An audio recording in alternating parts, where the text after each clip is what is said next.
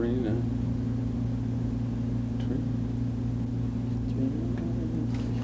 Hello and welcome to another exciting episode of The Big Picture.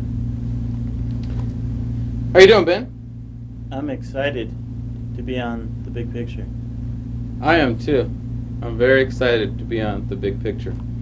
Well, we have some news for you, Missoula. Our favorite reviewer, Brian DeSalvador, has come out with another article. Yet another article? Yet another article. Now this one here, I thought the Star Wars one was bad. I thought the Dances with Wolves one was bad. But it just keeps progressing. The writing talent just keeps progressing into what we have no name for. Anyways, this review is on Spawn, a movie that we both disagreed on. Of course, he didn't like it. And I gave 3 Arnolds. I gave 1 Arnold. He gave 1. And coincidentally, was the same rating that DeSalvador gave to it. So I'm thinking that you and DeSalvador have a lot in common. Yeah, you know, I've been hanging out with Brian lately. Uh-huh. So. Yeah? Where do you guys hang out? He's persuading me his way. I see. So I'm going to go ahead and read this review since it is short. And so you can see what you think. The title is Spawn Went to Hell and Stayed. And he says, this is an incohate. And what does that mean? That means, like, you. I got you. And dreary movie based on the comic book series, filled with pretentious nonsense about Armageddon, the Prince of Darkness, and the Gates of Heaven. The plot and the backstory are incomprehensible. It is devoid of logic. If Al Simmons, former government agent, is handpicked to lead Satan's army and can make himself disappear and fly, how come he has to use automatic weapons? And more importantly, how come when he has at least 4 chances to kill Martin Sheen, who is a bad guy in cahoots with the devil, doesn't he do it? At least the movie makes it overtly clear that there will be a sequel, a string of them. The bad guys don't really die. That's because they can't, they are already dead. Which is another thing that is perfectly awful about this movie. Is Al Simmons dead? If so, how can he die again? Where was he for 5 years after his death? Evidently he has made some kind of bargain with the devil. If he leads the devil's army against humanity, he can see his wife again. The forces of good are represented by Colin Williamson as Caligostro. Caligostro is a formal medieval secret agent who acts as sort of a Yoda to Simmons, telling him to use his powers. The devil looks like a monster reject from Jurassic Park. His army looks like rejected sketches from Hieronymus Boss. Hell is a big cave with a molten floor and molten buttes, exactly the sort of hell used to scare small children with.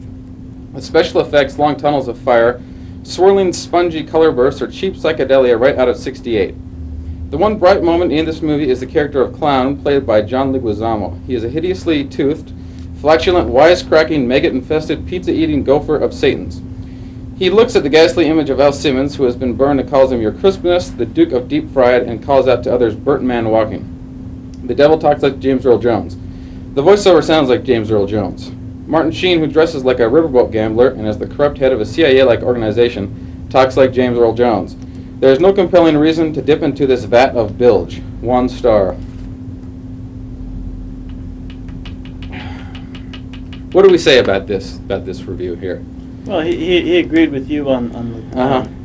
You both liked the clowns. Yeah, of course. The clown was great. You and Brian and obviously hanging out again. He agreed with you on the ratings. So as we see here, Satan Ben and DeSalvador obviously think a lot alike.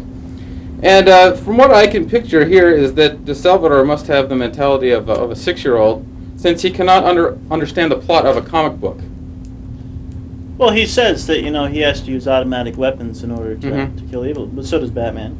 Batman uses automatic weapons. Well, it's not too hard to figure out since it was explained in the movie. Now, when Spawn was on Earth, he was a mercenary, and when he died and he came back, he didn't know what his powers were. He didn't even know really that he was dead, and so automatically he's going to use these weapons. Well, as it progressed through the movie, he started out, that's all he used, and once in a while, his armor would react, like that said in the movie, it was just a reaction. And then... yeah, so it's pretty much... So as he progressed, he started using his armor more as he learned it, and then pretty soon he wasn't So it was pretty much well explained, and I got that out of the movie. The comment, see, even Ben understood that. And he doesn't even read the comic book. And the devil that looks like a monster reject from Jurassic Park is... who knows what the devil looks like? Yeah, what did he want the devil to look like? Anton LaVey? on the back of the Eagles cover? Is that what he wanted? What? The devil, of course, it's a comic book. Of course he's going to be a creature.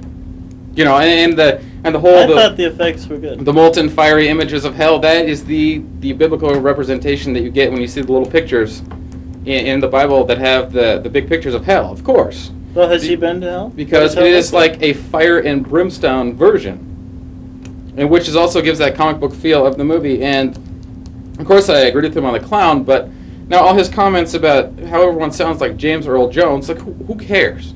I didn't even make this connection. I think he's going back to the Star Wars.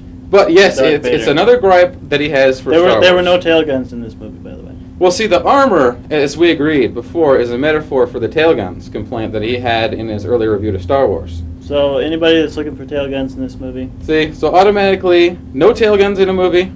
It's a 1 star, right? If you can't understand why someone uses armor, it's a 1 star. That's pretty much what I got from it. And the psychedelia of the 60s is what I think right here. Is that DeSalvador did a lot of drugs in the 60s. And he just sees a lot of the images afterwards. So like every time he goes to a movie, he sees all these psychedelic images from the 60s and whatnot, and he just can't get it out of his head.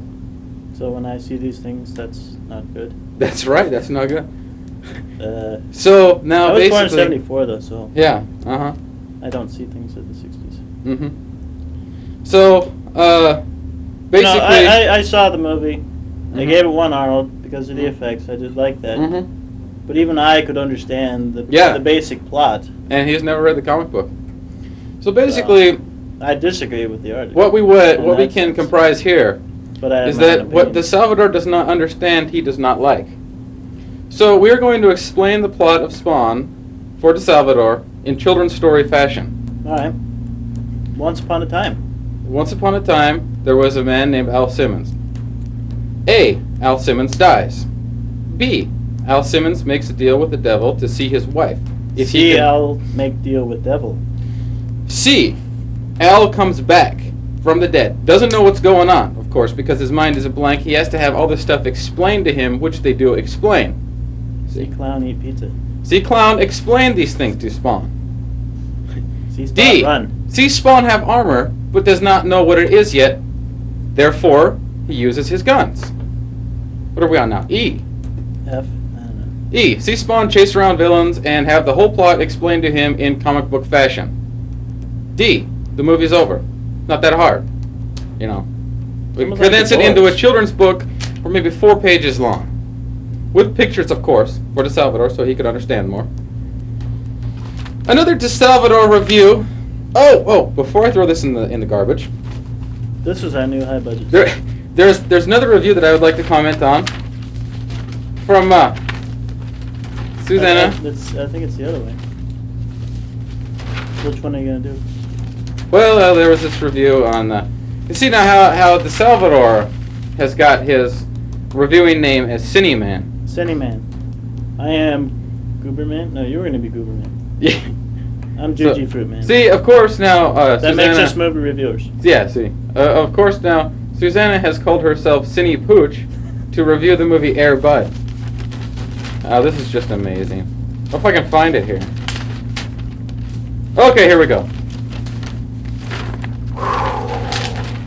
Okay, I'll let Ben read this one, and although it is a half-an-hour show, it might take longer since he's going to be reading it, but we'll go ahead and let him have his fair turn and read Susanna's article. I have yet to see Airbud, so... I have yet to want to see Airbud. Go ahead. Airbud by Cine Pooch. Oh. This is the saddest story I've ever heard. I've been waiting a long time for this patiently. A couple of years ago, my friend Zip, a blue healer... Are you a healer? You might want to read it a little quicker because it is a half-an-hour show. Go ahead. Well, we're only on our first half hour, so... Uh-huh. Blue healer got a starring role, a big break, big break. Well, he was all over the place. Nightline, that Oprah show on abusive handlers. I was supportive, you know, because I am a golden... I don't even know where this is going. And we are really, really nice dogs. You know me. You know how we are. That's why you trust us to lie on the floor while your kids pull the fur off our tummies. But anyway. Zip and I roomed together at the Humane Society The sheep like a dog? Keep going. Keep going. Zip and I roomed together at the Humane Society in Pasanda. Pasadena, that would be. Yeah, whatever. Okay. As shelters go, Those of you us that can't can ask for pronounce. better. Some snazzy, low-key, empty nest couple is going to come and adopt. That's why they tell you when you first arrive. So me and Zip were pretty content. So that's just why I'm going to read my movie review book, because it's a lot more interesting than the articles. Go ahead, though. Yeah, I got stuck with this. Thanks. Uh-huh. What they don't tell you is that Hollywood is just down the road, and Zip got pulled out of the dog lineup to get this starring role. I mean, bam, he was discovered just like that. And the next thing I knew, he was running around with Tom Berenger. I mean, if that isn't a guy you'd like to fetch for, then I don't know who is. Mm-hmm. I would not like to fetch for Tom Berenger. But, you know, maybe Brad would. Uh-huh. Go ahead. Keep going. There's more. I mean, if that... but anyway, they don't even get me a they didn't even give me a shot. They just looked at me and saw. Is that the end of the review? No. Oh, okay, keep I going. thought there was a period there. Golden. Just like that, I knew I was going to have to prove myself if I wanted to get anywhere. I get to Venice Beach and Zip puts me up, helps me get headshots and a personal trainer and the works. Even fronts me a little cash. Wow, did you know that Sylvester Stallone directed Staying Alive? He did. I don't want to know. And Rocky 2, Rocky 3, Rocky 4, and Paradise Alley. What I'm best at, I learned at really, really good trick. Uh-huh. Okay, here it goes. But this is a little trade secret. When a ball comes towards you, stick your nose under it really hard and jerk your head up. Keep going. Can you do Is that? that the end? No, I wish there was okay. so. Then when they went nuts over me, Uh-huh. said they had the perfect role. None of that trotting after horses until you're worn out. They said, we're going to dress you in a clown suit. Is this Spawn? Give you a vanilla pudding pops and let you do the nose thing. Mm-hmm. I trusted hey, I'm a golden, whatever. Mm-hmm. Didn't even bother to read the script. Actually, I didn't read, but anyway, that's kind of like me. So that's my story. How I got stuck with a horrible drivel without even a whole lot of ball scenes, and playing opposite a kid who's trying to go head to head with me. A golden, the big sad brown-eyed department. Now I can't even get Zip to take my calls. I think there's some subliminal information in that, but we won't Is that the movie? discuss. Now, okay, what I'm trying to figure out is whether she I actually don't saw the know. movie or not. Did she see the movie? I Wait a don't- minute, is the article over with yet? I think so. Okay. Well, did she see the movie, do you think? I don't even know what the movie's about. Or did she imagine her life as a dog? Could she imagine my life on Earth as a golden retriever? And here's what happens to my friend that gets in this movie. But there was no real review of the movie. So is this the movie? maybe it's actually better than going and seeing the movie like the Salvador, because they well, pretty it's much kind of like Air Force One. they pretty much both got the same thing out of the movie, and one of them didn't have to waste any of their time. So one of them didn't actually have to go see it, but they both wrote the same crappy reviews. Kind of like the Air Force One review about how the Salvador Uh-huh. compares himself with. Oh, how he compares Harrison himself to Harrison Ford, which he Didn't talk calls about the movie. a horrible actor earlier on, but that doesn't have anything to do with that. So I can't believe Stallone directed Staying Alive. It's great. Another one for the trash, ladies and gentlemen. So since before we Ben continue- took most of the time reading, With today's show, uh-huh. there's something I have Oh, to do. what's that? Ladies and gentlemen, Oh, the worst movie ever made. Shrunken Heads. if we had enough budget for a cameraman, we'd have him zoom in on it, but we don't, unfortunately. Check it out. That is the worst movie ever made. And In take our my opinion- word for it, you don't really want to get a closer look at it. Yeah, I can show you the back. Alright. I am returning this to you. Oh, thank you. Now you can. I'd like he to, owns it. I'd like to study this some more for what a horrible movie it is. Not watch it for its entertainment value. Of course, I'm not going to do that. I'm done studying. So I'm just wondering why it took, what was it, 4 weeks now for you to return that to me? I was beginning to understand the plot of A Shrunken Head in a love story Uh-huh. with a teenage girl. Mm-hmm. And I was beginning to understand that and the revenge, but then I woke up and realized it was crap. It was very touching to me. Actually, it moved me. Yeah, I got that warm, nice, vomity feeling. It did. It moved me almost as much as Kind of like after drinking. as those reviews. Yep. Yeah. We should So, do it and pretty much, we didn't think anything of it. That's what we're trying to say for those of you that trying to figure that out. Anyways, so on to our topic for today's show. And now this is a great topic. We have actually. to. Which, of course, Ben didn't do any research on. Well, that's because Brad didn't give me any time. Yeah, of course, and he uses it to explain. His explanation is, "Oh, I don't own a VCR, so I can't watch any of these things. It's not my fault." Uh-huh. So, anyways, our somebody had rented the movies Uh-huh. and we were supposed to watch them together, but they never called me back. So our topic for today's show is Westergens, or AKA female westerns, and the 4 movies that we'll be talking about is The Quick and the Dead with Sharon Stone, The Ballad of Little Joe with some actress that I didn't even want to know her name, Bad Girls with a plethora of actresses, and what was the last one?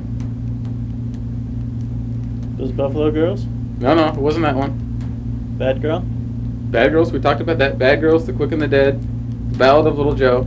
Oh, and Even Cowgirls Get the Blues with Uma Thurman. It's hard to know where to begin. I think that since we have been talking about Bruce Campbell so much in the show, it would be an easy transition to talk about The Quick and the Dead, since that is a contemporary female western, and that movie, coincidentally, which is, I think it's all a conspiracy, that Bruce Campbell was supposed to be in it, but he was cut out by the studios. But I can't prove it. But I know it's all a conspiracy. Yeah. And if the movie went right, Bruce Campbell would have been in the whole thing instead of Sharon Stone. Now, Even dressed up as The Sharon Quick and the Stone. Dead parallels the spaghetti westerns of the early 70s and the late 60s, which Started by Clint Eastwood. which they call them spaghetti westerns because they were all filmed in Italy. A great amount which were directed by Sergio Leone and starring Clint Eastwood. And the very first famous spaghetti western was A Fistful of Dollars, followed by For a Few Dollars More. But those are actually good movies. So And the unfortunately, all-time great. we won't be the good, the bad, and the ugly. ugly. So unfortunately, we won't be talking about them today. We'll be talking about a quadruplet of crap.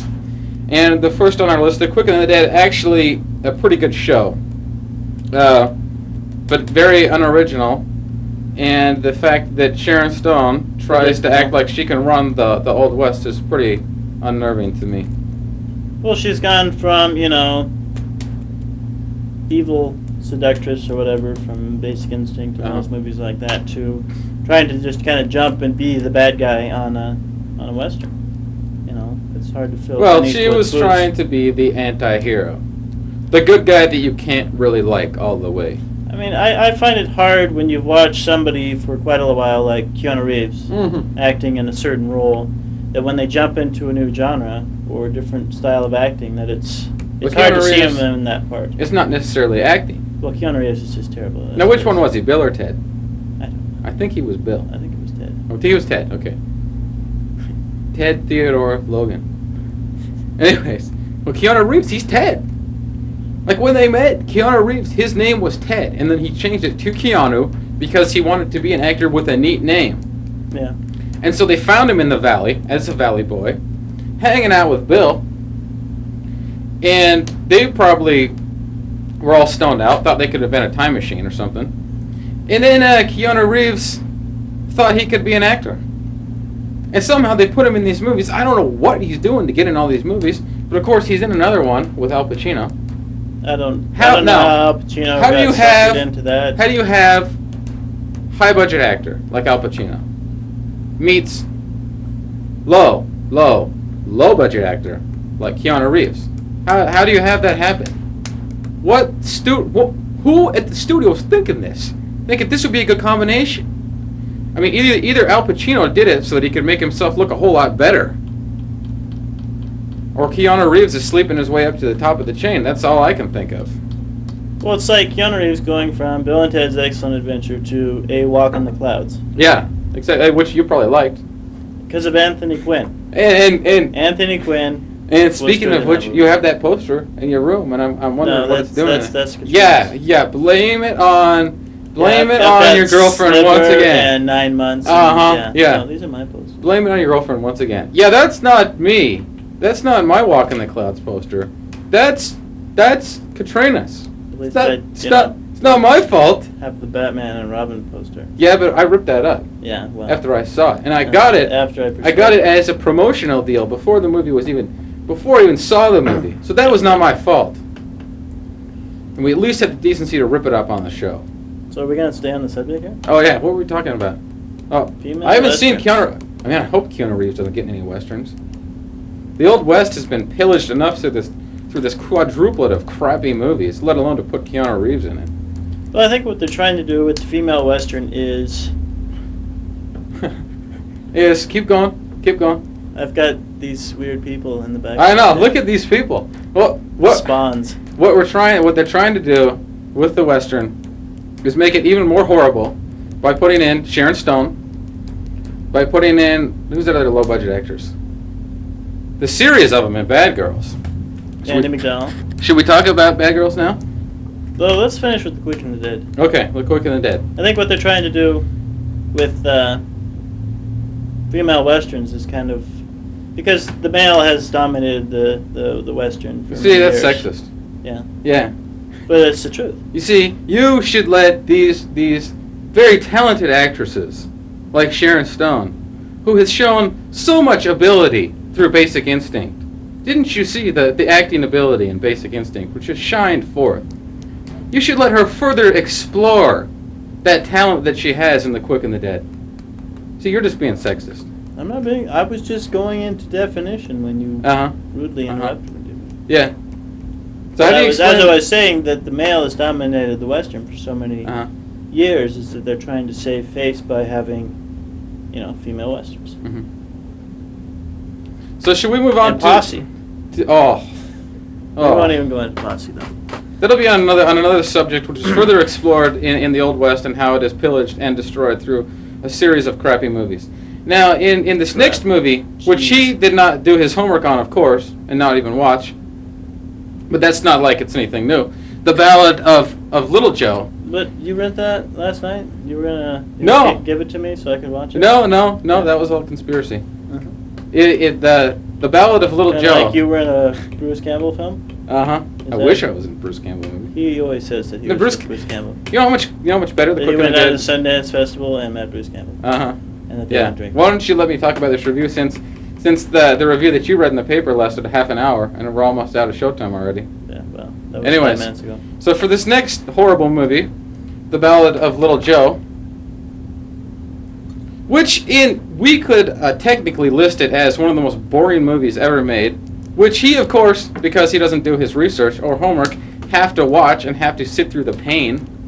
But that's just, of course, him being himself. Had to watch not Shrunken Heads. Doing anything to care for the show. You were probably watching Shrunken Heads again. You were probably watching Shrunken Heads 6th, 7th, 8th time since you've had it for 4 weeks now and haven't given it back to me.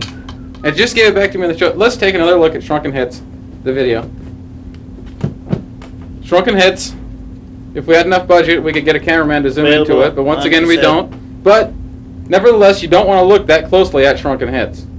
Okay. You could walk it up to the camera. Hey, did you want to borrow this again, since you had it for 4 weeks? Yeah.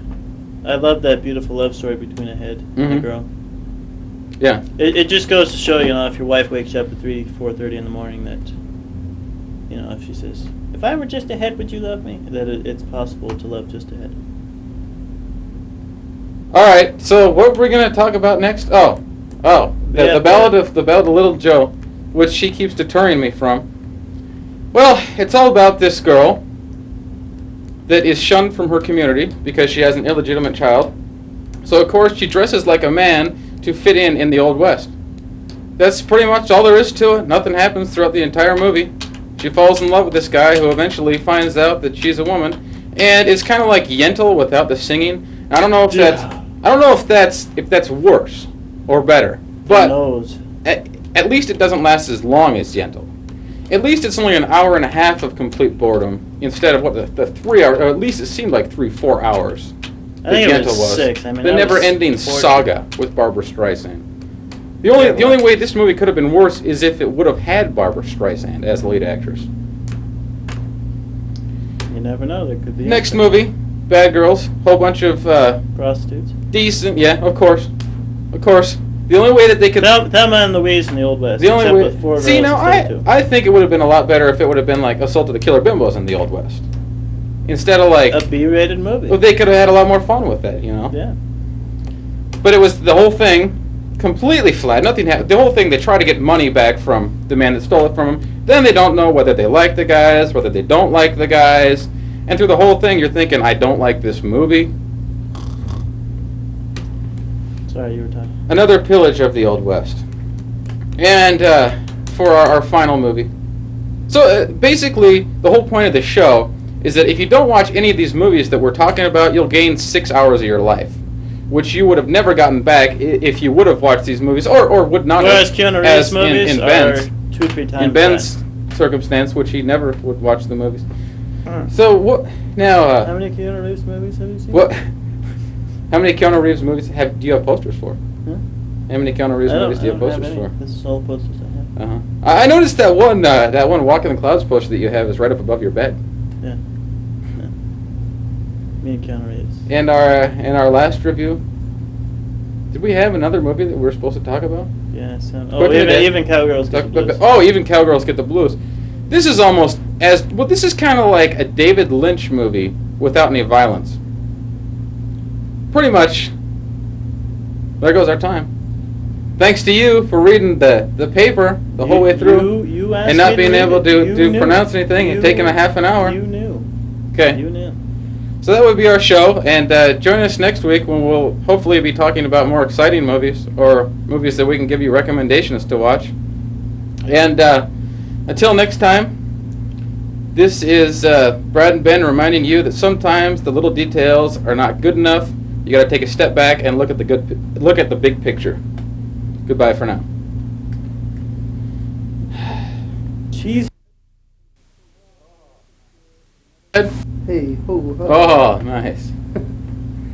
Hello, and welcome to another exciting episode of The Big Picture. This is a special edition today. For now, we are going to be doing somewhat of a show like USA Up All Night. Except with one major difference, we're going to be showing better movies. And he's not Gilbert Godfrey. Now, our special guest stars today have come from us all the way from Montana State. We have come from you. Come to us from Montana State University. Sitcom. And this guy on the end here, Aaron, is the director of the film that we will be showing. A little piece entitled Treasure of the Unholy, which is a student film, but in its own way better than most USA Up All Night movies. Now, Aaron will give you an introduction as to what the movie is about before we roll.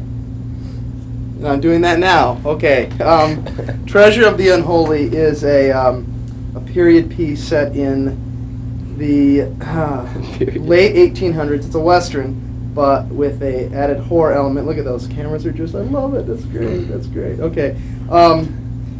And it starts out with an exorcism of a demon, and it ends in Europe. I'm sorry, and ends in the Americas when the demon's soul is trapped into a box. It's over land, sea, air, water, whatever, and it ends up in the Wild West, where the demon is unleashed upon the people that live in the Wild West. Without further ado, So as you can tell, this is a highly richly textured plot. richly textured. And there's also a chain gang. also written by Aaron Burke, I might add, Yes. the director.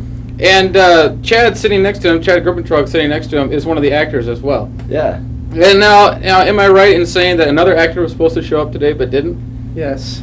That was Justin Sparandio. Spren Dago Blow. Sparandago. Blow. And see now how we could take this opportunity right now to remind him of how we're going to make fun of him since he is not going to be here today. So if there's anything that anyone would like to say about Justin. There's no room on the couch, buddy. Sorry. Yeah. Yeah. Actually, he's watching off camera right now. Oh, he is. Okay. Well, without further ado, we will unleash this masterpiece upon the world. Treasure of the Unholy. What's the time length on this one? 20 minutes. 20 minutes There's long. also a preview beforehand. We'll also All right. show, so it's going to give away all the best stuff.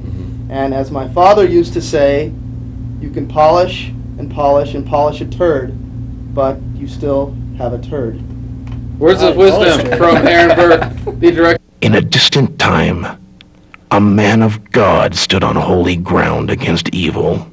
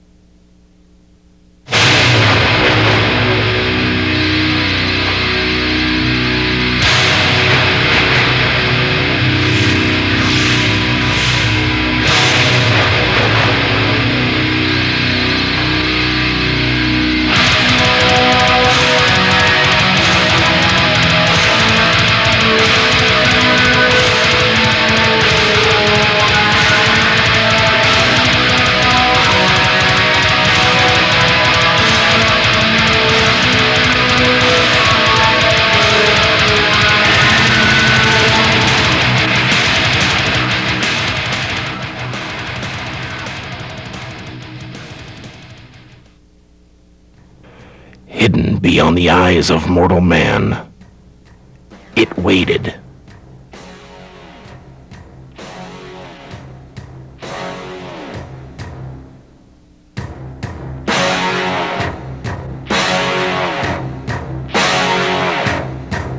Eons passed until it found a soul as dark as its own.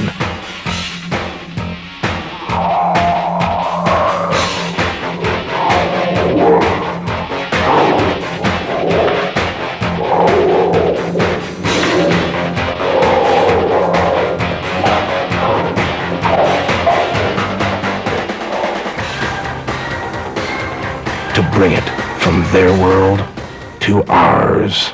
And now, all hell will break loose.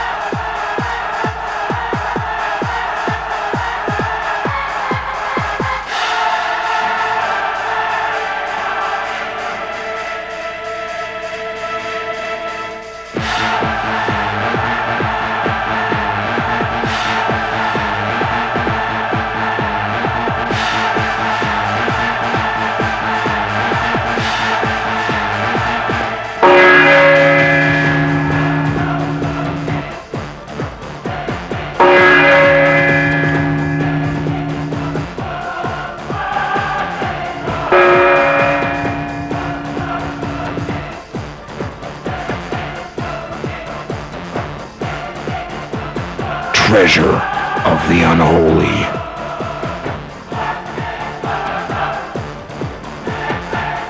Senior Screenings, 1997.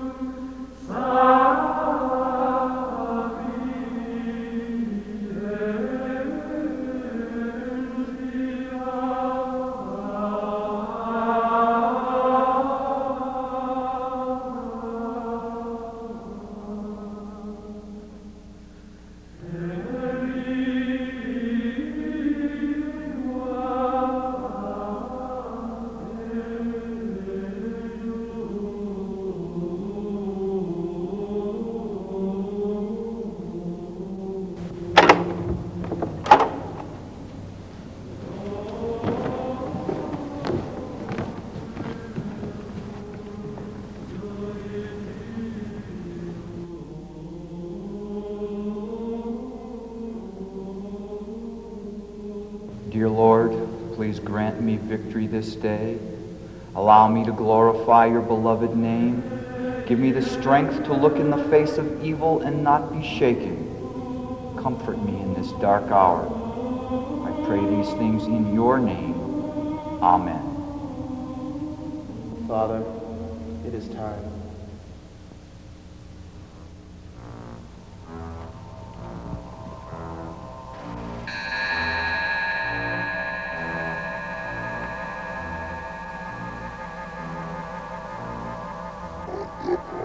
I abjure thee, demon of sloth, by the judge of the living and the dead, by the creator of the world who hath power to cast into hell, that thou depart forthwith from this man.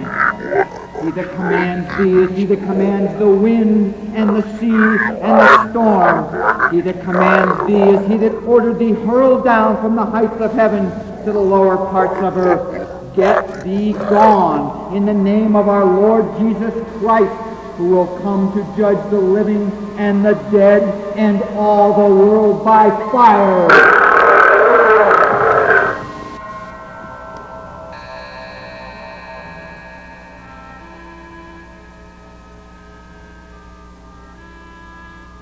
Thank you. I'm finally free.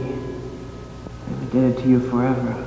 Father, please let me make a donation to the parish. A donation? Yes, let me get it for you.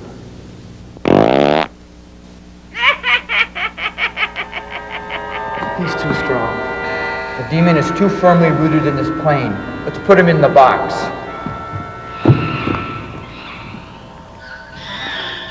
I rebuke thee, I abjure thee, and summon thee forth from this man.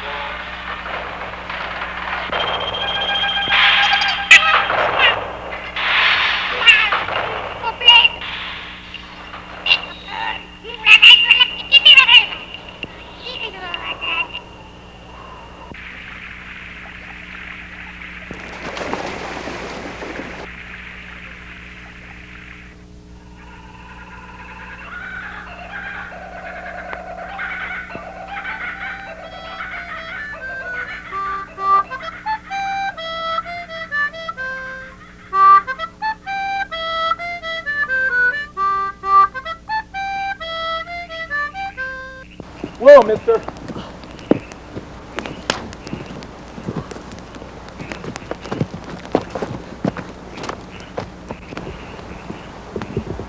What in the heck chewed you up? He's crazy. Where is it? What you doing with the boy? Whoa, mister. Where is it? Dad, burn it! What in the Sam Hill are you talking about? The map, damn it! If you don't hand it over right now, I can always search through your remains! Oh, I've got your map. I've got it. For the last time. Where is the damn map? It's right here. Now get out of here while you still can.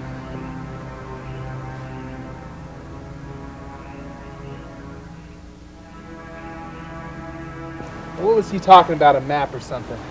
Oh, he's just crazy. He's just crazy. It's just his eyes. There was something in him. get some rest.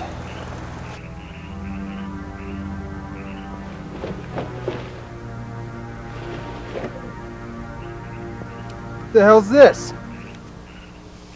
That's the map. You almost got me killed for this.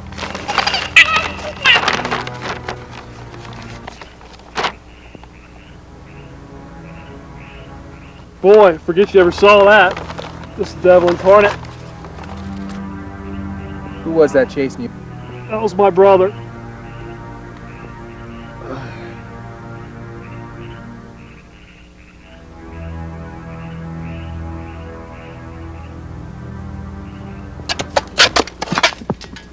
Boys there. Go.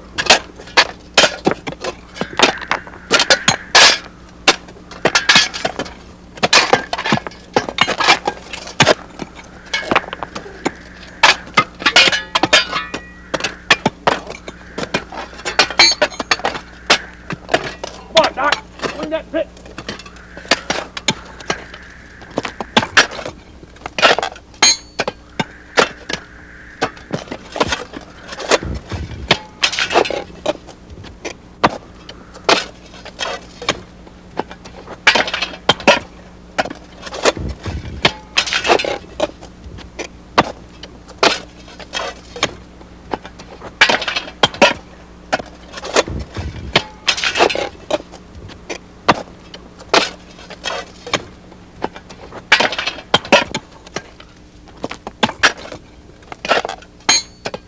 Sure is a hot one. I bet you'd like to wash some of that dust down with a cool drink of water. But if I gave you some, I'd have to give every single one of you some. And I can't do that till you're done with your work. Damn it, McGrew, that man is dying of thirst. Hell, we all are. Watch your mouth, boy!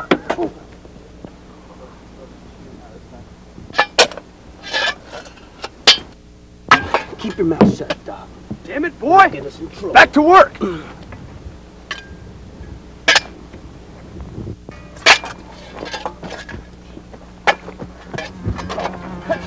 Run, Miller! Come on! Go, man! Come in! Get back! Get back!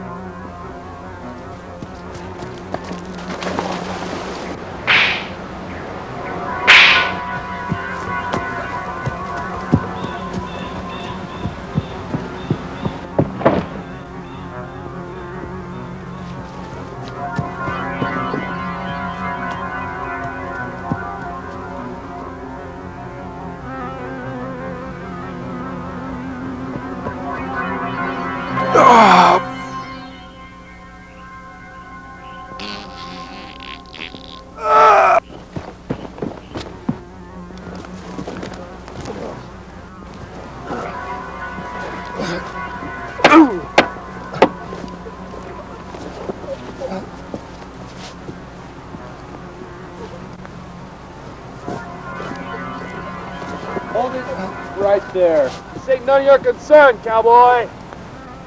That man's seriously wounded. Now step away from him.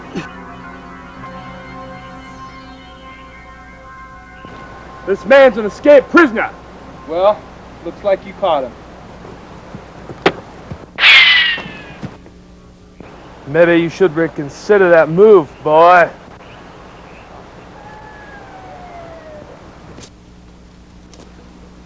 Hey, look. Nothing in this shitty little world I've ruled gives me more pleasure than running one of you maggots down when you're trying to escape. And although I put down this most recent attempt, this man tried to stop me from the one thing in the world that brings me pleasure. And that puts me in a bad mood. I've got an idea. We'll have a contest. Me and the gods will be kicking this ball here in the balls. And you convicts will judge who the winner is.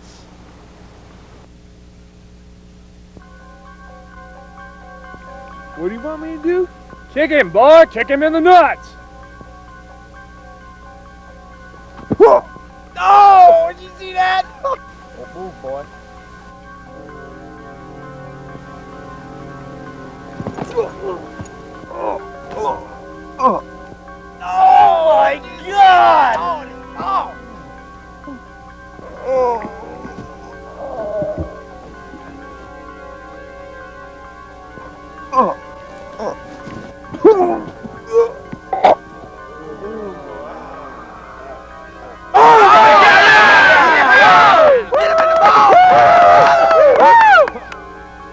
It's all right. I'm a doctor. Doc, is everything all right down there? Well, I mean, my boys, they still there? looks like all your limbs are working except one, maybe. What? Ah, I'm just joking. Bad joke. Sorry. You better pick up the shovel and start digging before McGrew thinks up another contest for you.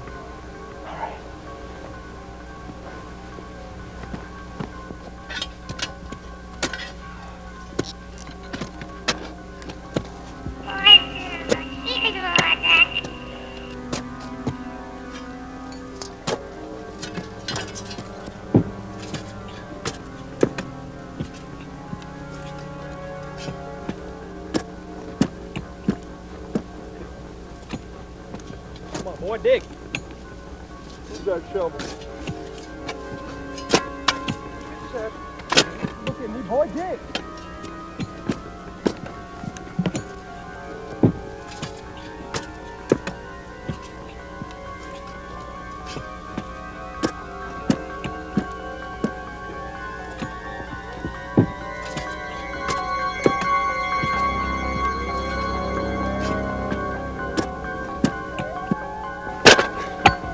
Boy, it's hotter than hell's elbows out here. Yeah. Sure is. Name's Heath. Matthew. Hey, Pearl. you two, knock it off. Back to work. What you got there in your back pocket? Ah, it's nothing. What you got there? Give me that map back, you rotten teeth bastard! Hey! Hey! Hey, knock it off! Hey! Stop it!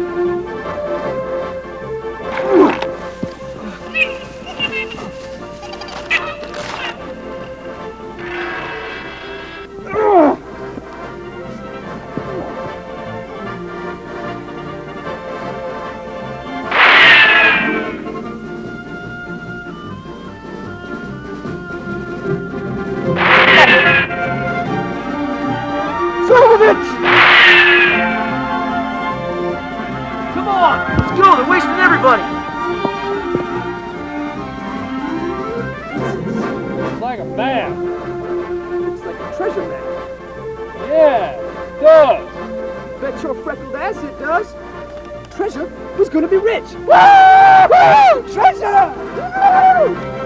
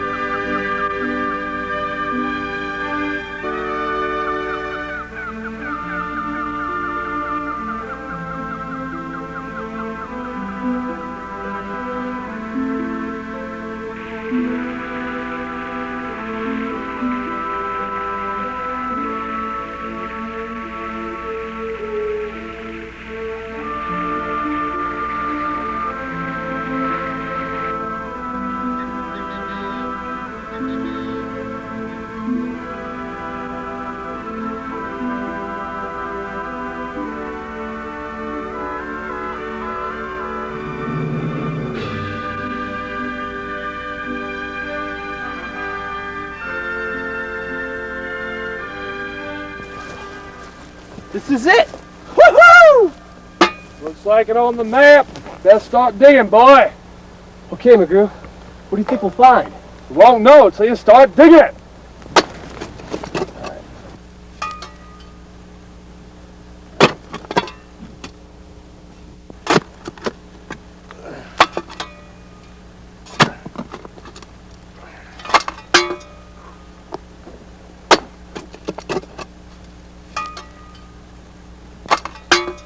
Hey, wait a minute. I found something. Come here. Check it out. I got a corner. What is it? It's a box. Well, bring it up, boy.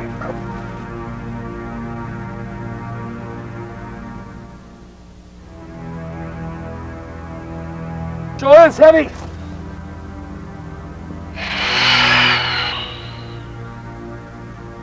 In the name of all the saints, don't open that treasure box. Shut up. You boys just jealous. Don't do it. Whatever it is, it's not treasure. It's evil.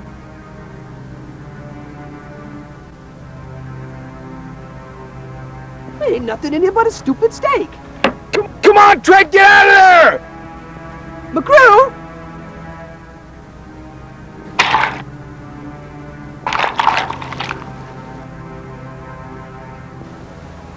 slowly back away from it. Don't run.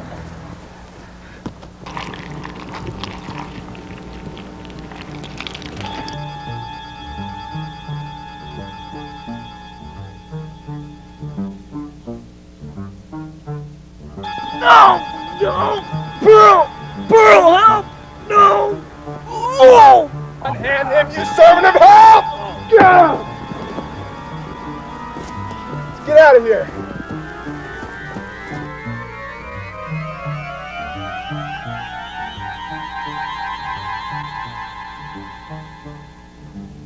I'm scared. He's coming for us. He's coming for us. He's coming! Keep quiet. I know it. He's after it. No! No!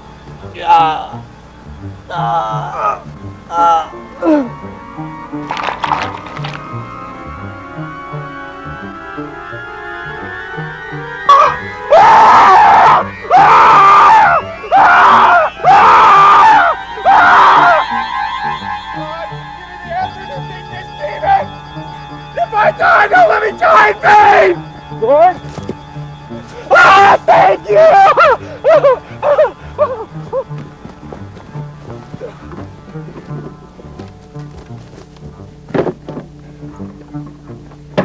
I'm ready for you! I'm ready!